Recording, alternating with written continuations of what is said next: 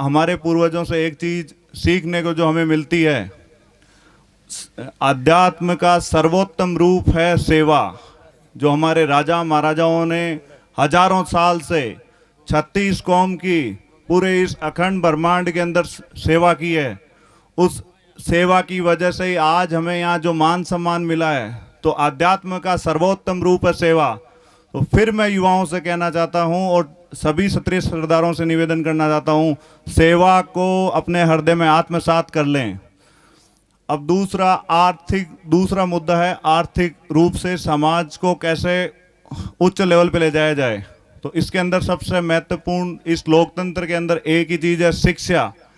तो वर्तमान समय में देख पा रहा हूँ कि ग्रामीण क्षेत्र के अंदर जो युवा साथी हैं उनका पार्टिसिपेशन बहुत कम है शिक्षा के अंदर।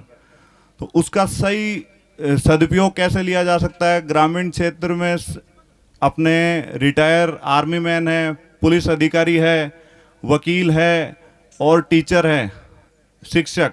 तो एक महीने में 4 संडे आते हैं, 4 संडे में आधे घंटे या 1 घंटे का समय निकालें। और हर गांव में एवरेज 100 से 150 राजपूतों के घर हैं, जिनमें से मात्र 20 घर गाँव के अंदर रह रहे हैं।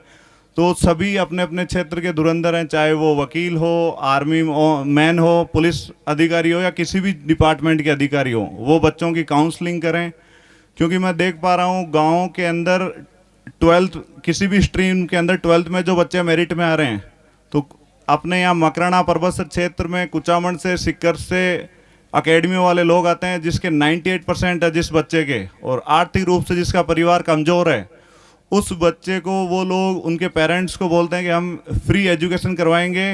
और वो जो 98% का बच्चा है, जो आरएस बन सकता है, बहुत अच्छा अधिकारी बन सकता है या फिर बहुत अच्छा बिजनेसमैन बन सकता है, वो बच्चा केवल और केवल मात्र फौजी बन के रह जाता है, सिपाही बन के रह जाता है। तो एजुकेशन पे हम लोगों को बहुत ज़्यादा काम करने की आवश्यकता है।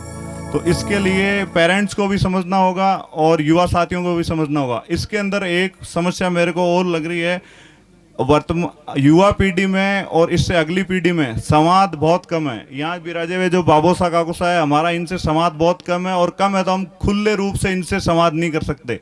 तो कम्युनिकेशन गैप अगर कम होगा तो हमारी जो अगली पीढ़ी है बाबोसा काकूसा, इनको पता चलेगा कि वर्तमान में कौन से क्या प्रोफेशनल कोर्स है, क्या एक्चुअल प्रॉब्लम क्या है।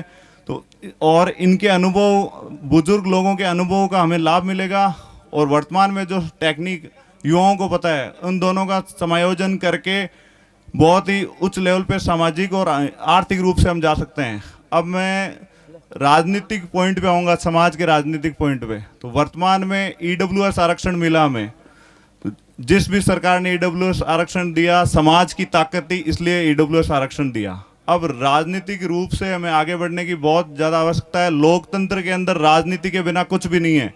हमारे लिए संजीवनी बूटी केवल और केवल राजनीतिक रूप से सक्षम होना है, और इस संजीवनी बूटी का हम यूज केवल और केवल ईडब्ल्यूएस को राजनीतिक रूप से लागू करवा के, जैसे कि हमारे नागौर जिले में तकरीबन एवरेज 20 पंचायत समिति सदस्य हर विधानसभा क्षेत्र में है।